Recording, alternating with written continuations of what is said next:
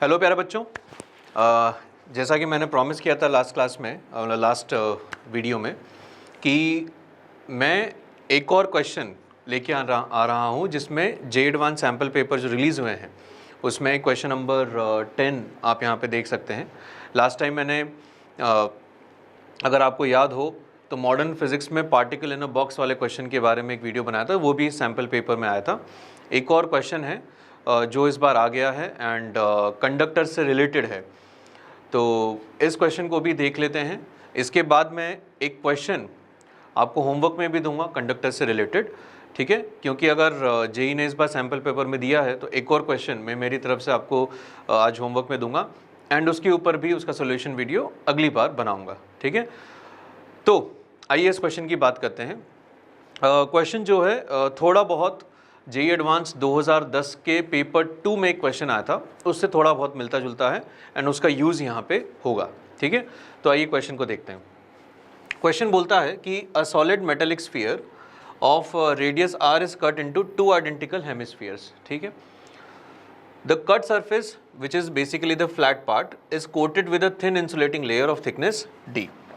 तो यहाँ पे इन्होंने क्या किया कि इनके पास एक मेटेलिक स्फीयर इस तरीके से था और उस मेटेलिक स्फीयर को उन्होंने पहले कट किया और कट करने के बाद इनके बीच में इस तरीके से एक इंसुलेटेड लेयर यहाँ पे लगा दी, या फिर आप जैसा बोल सकते हैं कि गम लगा के, कुछ गम लगा के इसको वापस से इन्होंने इसको क्या कर दिया, इस तरीके से चिपका दिया, ठीक है। तो आप ये देखिए कि थिकनेस उसकी बहुत ही कम है, तो स्फीयर की शेप पे ओवरऑल कुछ खास फर्क नहीं पड़ा है। ये हम इजीली मान सकते हैं कि ओवरऑल कुछ खास फर्क यहाँ पे नहीं पड़ा है, ठीक है। अब देखते हैं, coated with a thin insulating layer of thickness d। तो ये जो d थिकनेस है यहाँ पे वो रेडियस के सामने काफ़ी ज़्यादा कम है, मतलब अपन अभी भी इसको एक स्फेरिकल शेल की तरह ट्रीट कर सकते हैं। The two parts are put together back, ठीक है। One of the hemisphere is then given a positive charge q। तो मैं मान लेता हूँ कि जो लेफ्ट वाला स्फीयर है इसको हमने बाहर से लाके एक प्लस q चार्ज दिया, और जो लेफ्ट वाला हेमिस्फीयर है बच्चों ये अपना कैसा है, अभी भी न्यूट्रल है। और क्योंकि बीच में एक इंसुलेटिंग मटेरियल यहाँ पे है तो इन दोनों के बीच में कोई भी चार्ज फ्लो पॉसिबल नहीं होगा, ये अपन समझते हैं, ठीक है। चलिए फिर ये बोल रहे हैं the two parts are put together back, हाँ, while the other one remains neutral if the electrostatic force between the two hemispheres is kq²/n r²। तो जहाँ पे k कन्वीनियंस कांस्टेंट है 1/4πε0, तो हमें यहाँ पे वैल्यू ऑफ n पूछी गई है। बेसिकली दोनों के बीच में जो फोर्स होगा वो हमसे पूछा गया। अच्छा, फोर्स भी कौन सा, ध्यान दीजिएगा कि इन्होंने इलेक्ट्रोस्टैटिक फोर्स पूछा है। अगर नेट फोर्स पूछते तो उसमें ये वाला जो नॉर्मल फोर्स है वो भी काउंट हो जाता, बट उसमें हम इंटरेस्टेड नहीं है। बस इलेक्ट्रिक फोर्सेस जो यहाँ पे हैं वो हमसे पूछे गए हैं, ठीक है। हाईली अनयूजुअल क्वेश्चन है यूजुअली, क्योंकि जेई में कंडक्टर्स में हम इन सब चीज़ों को नहीं पढ़ाते, ठीक है। चार्ज डिस्ट्रीब्यूशन तक फिर भी चल जाता है, बट ये वाला सवाल थोड़ा सा भी उससे एक आगे है। But within our scope, within the scope of JEE हम इस क्वेश्चन को बड़ी आसानी से कर सकते हैं, ठीक है। देखिए बच्चों कैसे करेंगे। सबसे पहले हम ये जानते हैं कि यहाँ पे कुछ ना कुछ चार्ज डिस्ट्रीब्यूशन होगा, ये आप मान के चलिए कि चार्ज डिस्ट्रीब्यूशन होगा। तो लेफ्ट वाले पार्ट पे अगर चार्ज कैपिटल Q है तो मैं मान लेता हूँ कि जो चार्ज है वो आप भी जानते हैं कि मटेरियल के कहाँ रिजाइड करता है, मटेरियल के कहाँ रिजाइड करता है, सरफेस पे रिजाइड करता है। तो आपको ये जो हेमिस्फीयर दिख रहा होगा इसके दो सरफेस हैं, एक तो कर्व्ड सरफेस है जो ये वाला है और एक फ्लैट सरफेस है जहाँ पे इंसुलेटेड मटेरियल चिपकाया गया है, दो सरफेसेस हैं। तो मैं मान लेता हूँ कि जो फ्लैट सरफेस है वहाँ पे अपने पास चार्ज आ गया है स्मॉल q, ठीक है। और जो बचा हुआ कर्व्ड सरफेस है बच्चों, यहाँ पे हमारे पास चार्ज आ गया है q माइनस q, क्योंकि चार्ज जाएगा तो कहाँ जाएगा, सरफेस पे रिजाइड करने वाला है, इधर उधर तो नहीं होगा। तो मैंने मान लिया कि सरफेस पे जो चार्ज है that is q minus q, and जो छोटा q चार्ज है वो मैंने मान लिया कहाँ पे है, फ्लैट सरफेस पे है, ठीक। नेट चार्ज इधर न्यूट्रल वाले पे एकदम ज़ीरो है। तो भाई साहब सिंपल सी बात है कि जब तक मुझे राइट साइड में चार्जेस नहीं पता होंगे मैं फोर्स की तो बात कर ही नहीं सकता। तो पहले अपन फोर्स निकालने की, चार्ज निकालने की कोशिश करते हैं कि राइट साइड पे कितना चार्ज इंड्यूस हुआ, क्योंकि देखो लेफ्ट में अगर चार्ज आया तो उसकी इलेक्ट्रिक फील्ड आई, उसकी इलेक्ट्रिक फील्ड आई तो उसकी इलेक्ट्रिक फील्ड की वजह से जो राइट वाला हेमिस्फीयर है वो पक्की बात है पोलराइज होगा, और उसमें पक्की बात है कुछ ना कुछ चार्ज डिस्ट्रीब्यूशन तो आएगा ही। ठीक, तो यहाँ पे Q माइनस Q चार्ज है। अब बात करते हैं कि इसके पास में ये वाला जो पार्ट है, इसके पार्ट में कितना चार्ज आया होगा, कितना चार्ज पोलराइज हुआ होगा। ठीक है, तो मैंने सोचा कि यहाँ पे एक बार एक गॉसियन सरफेस में बनाने की कोशिश करता हूँ। ठीक है, ये बनाया बच्चों मैंने यहाँ पे गॉसियन सरफेस। ध्यान से सुनिए, अगर ये गॉसियन सरफेस यहाँ पे बना हुआ है तो मैं जानता हूँ कि इस बाउंड्री पे इलेक्ट्रिक फील्ड पक्का ज़ीरो है, इस बाउंड्री पे इलेक्ट्रिक फील्ड पक्का ज़ीरो है, और गॉसियन सरफेस की वजह से अगर कोई फील्ड होती भी है तो वो फील्ड इस इंसुलेटिंग मटेरियल के अंदर होगी और वो सिमेट्री से पक्का perpendicular to the flat surface होगी। तो अगर आपने एक क्यूबॉइडल या सिलेंड्रिकल गॉसियन सरफेस यहाँ बनाया तो उससे ये इंश्योर हो जाएगा कि जो टोटल फ्लक्स है वो ज़ीरो है। ठीक है, डिटेल में नहीं जा रहा हूँ, एडवांस वाले बच्चे हो तो आप समझ जाएंगे कि टोटल फ्लक्स आपको ज़ीरो दिख जाएगा। तो अगर हमने यहाँ पे प्रूव कर दिया कि इस गॉसियन सरफेस में जो नेट फ्लक्स है वो कितना आ रहा है, ज़ीरो आ रहा है। क्यों आ रहा है ज़ीरो? क्योंकि इतने वाले पार्ट में तो electric field zero because it is a conductor, और कंडक्टर के मेटल में मटेरियल के अंदर इलेक्ट्रिक फील्ड ज़ीरो होती है, और जो छोटा सा पार्ट बच रहा है वहाँ पे इलेक्ट्रिक फील्ड हमने ऐसे लिखी है तो वो जो फ्लक्स आएगा उसका कुछ काउंट नहीं होगा, तो ओवरऑल फ्लक्स यहाँ पे ज़ीरो है। और अगर ओवरऑल फ्लक्स ज़ीरो है बच्चों तो मैं इतनी बात ज़रूर बोल सकता हूँ कि राइट वाले हेमिस्फीयर का जो फ्लैट पार्ट है उसके अंदर, ठीक है, चार्ज इनक्लोज गॉसियन सरफेस में ज़ीरो होगा, तो जो चार्ज मुझे यहाँ पे दिख रहा है उस चार्ज की वैल्यू निकल के आपको आ जाएगी इक्वल एंड अपोजिट। तो इस तरीके से इक्वल एंड अपोजिट चार्ज मुझे मिल गया यहाँ पे, कितना, फ्लैट सरफेस पे माइनस Q चार्ज। ये तो हो गया गॉसियन सरफेस की वजह से नेट चार्ज अपने को मिल गया। अब अच्छी बात क्या है कि पूरा का पूरा स्फीयर तो न्यूट्रल है। अगर पूरा स्फीयर न्यूट्रल है बच्चों, इसका मतलब ये है कि जो चार्ज इसके सरफेस पे यहाँ पे आया होगा वो इक्वल एंड अपोजिट होगा, और अगर ये इक्वल एंड अपोजिट है तो इस सरफेस पे जो चार्ज होगा वो प्लस Q होगा। समझ में आ गई बात? वो चार्ज कैसा होगा बच्चों? प्लस Q होगा। बहुत ही शानदार, एकदम सही है, यहाँ तक अपन को बिल्कुल समझ में आ गया कि जो इधर वाले सरफेस पे प्लस चार्ज Q होगा। ठीक है, अब बात करते हैं सेकेंड पॉइंट की। कैपेसिटर प्लेट्स में हमने एक चीज़ देखी थी कि जो भी फील्ड होती है इन प्लेट्स के, जो भी फील्ड होती है इन दोनों प्लेट्स में, वो दोनों फील्ड मतलब इक्वल अपोजिट चार्ज है, तो इक्वल अपोजिट चार्ज है, मतलब अपन एक तरीके से उनको कैपेसिटर प्लेट्स मान सकते हैं। और कैपेसिटर प्लेट्स का फ़ायदा यही है कि हम दो प्लेट्स क्यों यूज़ करते हैं, हम म्यूचुअल कैपेसिटेंस क्यों यूज़ करते हैं, ताकि जो भी इलेक्ट्रिक फील्ड है वो उन दोनों प्लेट्स के बीच में ही रहे, जो भी एनर्जी हम स्टोर करना चाहते हैं वो उन प्लेट्स के बीच में ही रहे। उनकी वजह से बाहर जो फील्ड होगी, दोनों चार्जेस की वजह से बाहर जो फील्ड निकल के आती है वो ज़ीरो आती है। इसका मतलब ये है बच्चों कि अंदर वाला जो चार्ज है plus Q and minus Q, इनकी वजह से बाहर पूरे स्पेस में जो नेट फील्ड होगी वो ज़ीरो होगी। इसका मतलब जो सरफेस पे चार्ज होगा स्फीयर के, वो चार्ज इन दोनों चार्जेस की वजह से अफेक्ट नहीं होगा। समझ में आ गया? तो मैं यहाँ पे लिख देता हूँ कि electric field due two charges on the flat surfaces, समझ गए, charges on the flat surfaces outside is zero. समझ में आ गई बात कि फील्ड किसकी वजह से लिख रहे हैं, कहाँ पे लिख रहे हैं? तो जो प्लस Q और माइनस Q है इनकी वजह से बाहर जो फील्ड होगी वो ज़ीरो होगी, कोई इंपैक्ट नहीं आएगा। ठीक है, अगर ऐसा है तो फिर आपने देखा कि यार ये तो ऑलमोस्ट स्फीयर ही है। ठीक है, ऑलमोस्ट कैसा है, स्फीयर है। और इधर वाले पार्ट पे जो यहाँ पे मुझे चार्ज दिख रहा है वो कितना दिख रहा है, कितना दिख रहा है, Q माइनस Q दिख रहा है। ठीक है जी, Q माइनस Q दिख रहा है। और इधर वाले पार्ट पे जो मुझे चार्ज दिख रहा है बच्चों वो कितना दिख रहा है, स्मॉल q दिख रहा है। तो मैंने सोचा यार कि स्फेरिकल शेप तो मेंटेन्ड है ही सही, एंड जो भी चार्ज होगा वो दोनों हाफ पे ऑलमोस्ट बराबर ही होना चाहिए, क्योंकि जब अंदर तो कोई फील्ड है नहीं, मैंने वो अंदर वाले चार्जेस हटा दिए। और आप देखो कि ये पूरा कंडक्टिंग सरफेस है, कंडक्टिंग सरफेस है, everything seems to be good, कि सिमेट्रिकल होगी। तो आप यहाँ से क्या बोल सकते हैं कि Q माइनस Q की जो वैल्यू है वो Q के बराबर आ जाएगी। इसका मतलब स्मॉल q कितना है, Q/2। स्मॉल q कितना है बच्चों, Q/2। ठीक है। इसका मतलब इधर जो चार्ज होगा वो निकल के मेरे पास q/2 आ गया, और इधर भी जो चार्ज है वो निकल के कितना आ गया, q/2। मतलब इधर जो फ्लैट सरफेस है उसका चार्ज भी q/2 है, और इधर वाले फ्लैट सरफेस का चार्ज भी कितना है, q/2 है। तो आपको ये दोनों फ्लैट सरफेस के चार्जेस पता चल गए, आपको अंदर वाले चार्जेस भी पता चल गए। ठीक है, तो अगर अब अपन फाइनल डायग्राम अपना बना लें, ये मैंने यहाँ पे मटेरियल लगा दिया है, इंसुलेटिंग मटेरियल। तो इस वाले पार्ट पे आपका चार्ज है q/2, इस वाले पार्ट पे आपका चार्ज है q/2, इस वाले पार्ट पे आपका चार्ज है -q/2, और इस वाले पार्ट पे अपना चार्ज फिर से कितना आ गया बच्चों, q/2 आ चुका। आई होप अब तक आप मेरे साथ हैं। ठीक है, तो ये सारी चीज़ें हमने दो तरीके से प्रूव किए। पहला तो हमने गॉसियन सरफेस माना, दूसरा हमने ये माना क्योंकि डिस्टेंस इनके बीच में बहुत ही कम है, तो जो आउटर सरफेस है वो अभी भी कंप्लीटली स्फेरिकल ही है। ठीक है ना, कंप्लीटली स्फेरिकल ही, ऑलमोस्ट स्फेरिकल मान लो, और स्फेरिकल है तो सारा चार्ज डिस्ट्रीब्यूशन जो है दोनों में सेम होना चाहिए। मैंने ये भी नोटिस किया कि अंदर जो चार्जेस हैं इक्वल अपोजिट हैं, इनकी वजह से बाहर फील्ड जाएगी ही नहीं।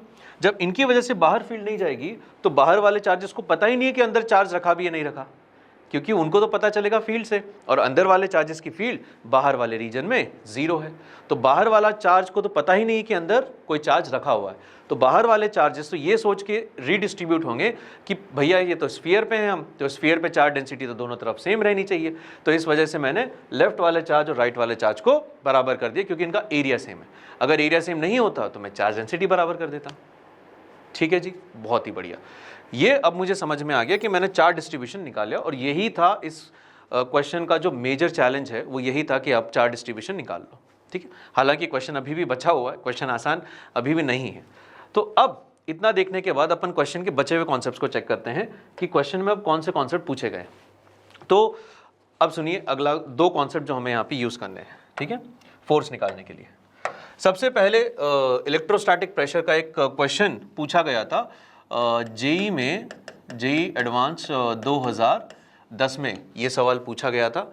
ठीक है, पेपर 2 में, और मैंने क्योंकि पेपर लिखा था ये वाला मुझे याद है, +5 - 2, मेरे स्टूडेंट्स को पता होगा, मैं हर बार इस क्वेश्चन को मेंशन करता हूँ क्लास के अंदर। ठीक है, तो हमें यहाँ पे ये फोर्स निकालना था कि एक यूनिफॉर्मली चार्ज्ड स्फेरिकल शेल था, उसको बीच में से कट कर दिया, तो दोनों तरफ से कितना फोर्स मिनिमम लगा के रखें। तो बेसिकली एक शेल दूसरे शेल पे कितना फोर्स लगा रहा है। अच्छा, ये स्फेरिकल शेल है, ये सॉलिड स्फीयर नहीं है, ये मैं पहले मेंशन कर दूं, क्योंकि सॉलिड स्फीयर की कैलकुलेशन थोड़ी अलग जाएगी। ठीक, तो यहाँ पे स्फेरिकल शेल है और हम इन दोनों के ऊपर, एक दूसरे के ऊपर फोर्स लगाना चाहते हैं कि ये वाला इसके ऊपर कितना फोर्स लगाता है। तो उसके लिए क्लास में हम एक कॉन्सेप्ट पढ़ाते हैं बच्चों, इलेक्ट्रोस्टैटिक प्रेशर का। ठीक है, तो यहाँ पे जो इलेक्ट्रोस्टैटिक प्रेशर निकल के आएगा किसी भी एक पॉइंट पे, तो ये ध्यान रखना कि अगर यहाँ पे चार्ज डेंसिटी कितनी है बच्चों, सिग्मा है, तो इधर जो प्रेशर निकल के आता है वो कितना हो जाएगा, σ²/2ε0। अगर किसी पॉइंट पे चार्ज डेंसिटी सिग्मा है तो वो रिमेनिंग कंडक्टर की वजह से, रिमेनिंग मटेरियल की वजह से, अज्यूमिंग, क्योंकि ये तो सिग्मा में कांस्टेंट मान रहा हूँ, इलेक्ट्रोस्टैटिक प्रेशर अपन डिफाइन करते हैं कंडक्टर के लिए। ठीक है, पर क्योंकि ये भी एक यूनिफॉर्मली चार्ज्ड शेल है और सिग्मा हर जगह सेम है, तो ये कंडक्टर हो या ना हो उससे फर्क नहीं पड़ रहा, इसलिए ये वाला रिजल्ट यहाँ भी लग जाता है। तो σ²/2ε0 यहाँ प्रेशर है, और उसमें जो एरिया है वो कितना है, dA। तो ये एक आउटवर्ड फोर्स फील करेगा, जिसका ये आ जाएगा कि अगर उसका एलिमेंटल एरिया dA है तो इतना फोर्स लग रहा है, σ²/2ε0 इंटू dA। ठीक है, पर ये जो फोर्स है ना, मुझे तो इस डायरेक्शन में चाहिए। तो मान लीजिए अगर ये एंगल थीटा है, तो मुझे यहाँ पे इस पूरे फोर्स का कॉस थीटा वाला कंपोनेंट ही चाहिए, और जब मैं इसको इंटीग्रेट करने जाता हूँ तो मुझे यहाँ पे दिख जाता है σ²/2ε0, जो dA cos थीटा है बच्चों, ये बन जाता है अपना प्रोजेक्टेड एरिया। ठीक है, ये प्रोजेक्टेड एरिया, ये प्रोजेक्टेड एरिया कैसे बन रहा है, वैसे तो पता होना चाहिए आप लोगों को, पर फिर भी मैं थोड़ा सा यहाँ बता देता हूँ कि यहाँ से ये एरिया अगर आपने लिया, ठीक है, तो आप देखिए कि ये एंगल अगर थीटा है तो यहाँ से ये एंगल आपको थीटा दिखेगा। तो अगर ये एरिया dA है बच्चों, तो इसका जो प्रोजेक्शन ऑफ एरिया होगा वो आपका बन जाएगा dA इंटू कॉस थीटा। ठीक है, और आप जानते हैं कि अगर इसका अपन प्रोजेक्टेड एरिया लेंगे तो वो कितना बन जाएगा, तो ये आ जाएगा answer σ²/2ε0 multiplied by projected area का बनेगा πr²। ये मैंने क्या निकाला, force by one hemisphere on the other. इसको अगर सॉल्व करें तो यहाँ पे देखिए कि टोटल चार्ज इसमें कितना है, Q है, एरिया टोटल कितना है, पाई है, तो इन वैल्यूज़ को रख देते हैं। तो ये बन जाएगा Q square upon 2 epsilon not into area है 4 pi r square into 4 pi r square, ठीक है, multiplied by pi r square. 2 epsilon naught आ गया, सिग्मा का स्क्वायर हो गया यहाँ पे और ये एरिया मल्टीप्लाई कर दिया। तो ये मुझे सॉल्व होके कितना बन रहा है बच्चों, ये बन जाएगा पाई आर स्क्वायर से पाई आर स्क्वायर कैंसिल हो जाएगा 1/8, ठीक है। तो ये उतना हो जाएगा के क्यू की जगह q square upon 8 pi epsilon not into r square, ठीक है जी। नहीं, इसमें ये है 4 तो के ऊपर चला जाएगा, इसको आप हटा दो, ये के क्यू स्क्वायर बाई 8 बच जाएगा अपने पास, 8 आर स्क्वायर। ये अपना फोर्स आ गया है किसका, 1/2 का, ठीक। ये तो आ गया अपने पास फोर्स। दूसरा जो कॉन्सेप्ट यहाँ पे यूज़ हो रहा है कि कैपेसिटी प्लेट्स के बीच में कितना फोर्स होगा। अब कैपेसिटी प्लेट्स में आप रखिए कि 2 चार्ज प्लेट्स हैं, सिग्मा माइनस सिग्मा, इनकी फील्ड यूनिफॉर्म होती है, डिस्टेंस पे ये फोर्स डिपेंड करता नहीं है। तो जब आप यहाँ पे ये फोर्स निकालेंगे तो ये फोर्स अपना निकल के आएगा force by 1 on the other, क्योंकि ये दोनों अपोजिट चार्जेस हैं तो इनके बीच में तो होगा अट्रैक्टिव फोर्स। और ये जो फोर्स हमने निकाला बच्चों, ये फोर्स है रिपल्सिव, और यहाँ पे ये फोर्स आएगा अपने पास अट्रैक्टिव। तो अट्रैक्टिव फोर्स की वैल्यू कितनी होगी कि इसकी वजह से यहाँ पे फील्ड लिखेंगे तो वो हो जाएगी sigma by 2 epsilon not multiplied by इस पे टोटल चार्ज कितना होगा, सिग्मा इंटू एरिया। याद रखिए कि यहाँ पे वो सारे जो अजम्पशंस हम लेते हैं वो सारे अजम्पशन में बार रिपीट नहीं कर रहा हूँ कि प्लेट्स पास पास होनी चाहिए, डिस्टेंस कम होना चाहिए, या फिर जो एरिया चार्ज जो यूनिफॉर्मली हो तो इलेक्ट्रिक फील्ड यूनिफॉर्म रहनी चाहिए, सब अजम्पशन अपन मान के चल रहे हैं। तो ये अपने पास बन जाएगा sigma square into A by 2 epsilon not. अब ध्यान रखना कि ये वाला सिग्मा और ये वाला सिग्मा अलग अलग है, ठीक है, ये वाला सिग्मा और ये वाला सिग्मा अलग अलग है। तो हमें अभी जो अपन काम कर रहे थे उसमें ये वाला फोर्स तो आपको मिल गया, ये वाला फोर्स अगर अपन निकालना चाहें तो देखो कैसे होगा, क्योंकि मैंने इस वाली प्लेट पे जो चार्ज निकाला था वो कितना निकाला था, कैपिटल Q/2, ठीक है, कैपिटल Q/2। और जो एरिया है इसका, अगर आप एरिया की बात करेंगे तो वो एरिया कितना है, पाई आर स्क्वायर। ये वाला जो एरिया है फ्लैट सरफेस का वो पाई आर स्क्वायर है। तो यहाँ पे लिखते हैं सिग्मा स्क्वायर, तो सिग्मा स्क्वायर की वैल्यू हो जाएगी बच्चों Q upon 2 pi r square into Q upon 2 pi r square multiplied by area जो है वो होगा फ्लैट सरफेस है pi r square multiplied by 2 epsilon naught, ठीक है भाई। तो ये अब देखिए ये अपना कितना बन के आ रहा है, ऊपर Q स्क्वायर बन रहा है, 1 पाई आर स्क्वायर को अपन यहाँ से उड़ा देते हैं, ठीक है, 2 इंटू 2 4 बनेगा, तो के क्यू स्क्वायर, ठीक है, अपॉन 2 आर स्क्वायर। ये आपके पास जो फोर्स निकल के आया ये अट्रैक्टिव फोर्स आ गया, ठीक है। अब पूरा देख लेते हैं कि चार्ज डिस्ट्रीब्यूशन कैसा है। तो यहाँ पे हमारे पास एक चार्ज है, इसको बोला आपने Q/2, यहाँ पे हमारे पास एक चार्ज है, इसको बोला मैंने Q/2, यहाँ पे मेरे पास चार्ज है, इसको मैंने बोला -Q/2, यहाँ पे हमारे पास चार्ज है, इसको मैंने बोला Q/2। अब किसी भी दो पे बात कर लेते हैं, ठीक है, दो पे बात कर लेते हैं। तो अब देखो कि इधर 2 चार्ज है, इधर भी 2 चार्ज है, तो इधर के 2 चार्ज, इधर टोटल 4 फोर्स लगाएंगे, कितना, 4 फोर्स, ठीक है। इस Q/2 का, इस Q/2 पे जो फोर्स है वो मैं अभी जस्ट निकाल चुका हूं, तो वो आएगा KQ square upon 8 R square, और इसका डायरेक्शन किधर होगा, राइट में। सही बात है बच्चों, ठीक। इस Q/2 का, इस Q/2 पे मैं फोर्स निकाल चुका हूं, वो कितना आ रहा है, KQ square by 2R square, वो आएगा बच्चों इस डायरेक्शन में। अट्रैक्टिव है ना यार, इसलिए। अब 2 फोर्स और बच रहे हैं। अच्छा, वो 2 फोर्स कैसे लिखेंगे कि ये Q/2 इस पे लगाएगा और ये Q/2 इस पे लगाएगा, ठीक। अब आप यहाँ पे थोड़ा सा ध्यान देंगे तो ये वाला Q/2 इस -Q/2 को अट्रैक्ट कर रहा है और ये Q/2 इस वाले Q/2 को रिपेल कर रहा है, पर चार्ज डिस्ट्रीब्यूशन दोनों का सेम है, चार्ज डिस्ट्रीब्यूशन दोनों का सेम है। थोड़ा सा अगर ध्यान से देखोगे तो यहाँ पे जो इन दोनों का कॉन्ट्रीब्यूशन आएगा वो कॉन्ट्रीब्यूशन कितना हो जाएगा, 0, ठीक है। मतलब हेमिस्फेरिकल का जो फोर्स लगा फ्लैट पे और फ्लैट का जो फोर्स लगा हेमिस्फेरिकल पे, ये दोनों जुड़ के आपस में कितने बन जाएंगे, 0 बन जाएंगे। इसलिए मुझे इस वाले को काउंट करने की जरूरत नहीं है, उसका कॉन्ट्रीब्यूशन कितना है, 0। तो ये जो आंसर आएगा सबको ऐड कर देते हैं। तो KQ square by R square को कॉमन ले लो, आंसर क्या बनेगा, 1/2 minus 1/8 which comes out to be 3/8 KQ square by R square.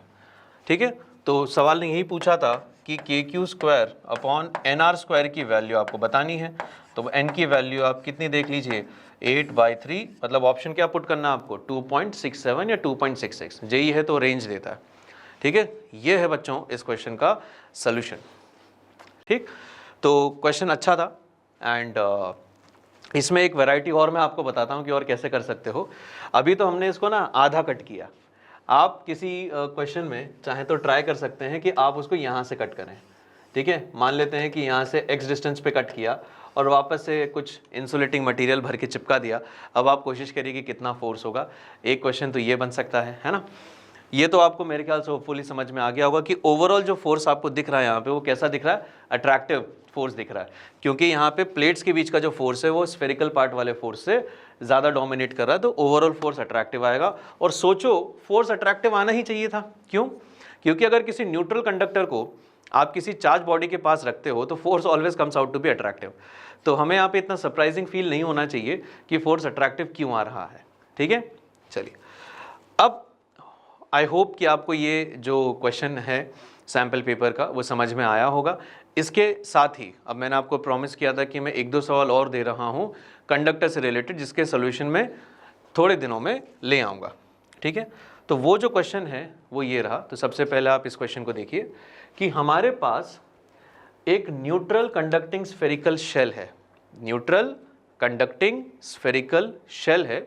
ठीक है, जिसकी रेडियस ऑफ कर्वेचर कितनी है, कैपिटल R, मतलब यहाँ से यहाँ तक की जो रेडियस आपको दिख रही है बच्चों कितनी है, कैपिटल R।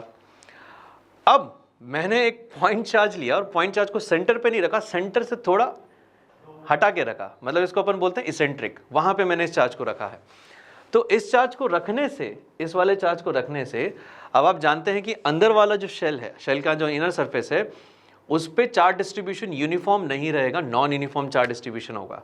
ठीक है, तो मैं बता देता हूं कि बाहर वाला जो चार्ज डिस्ट्रीब्यूशन है वो होगा यूनिफॉर्मली चार्ज डिस्ट्रीब्यूशन, और अंदर वाला जो डिस्ट्रीब्यूशन है वो होगा नॉन यूनिफॉर्म चार्ज डिस्ट्रीब्यूशन।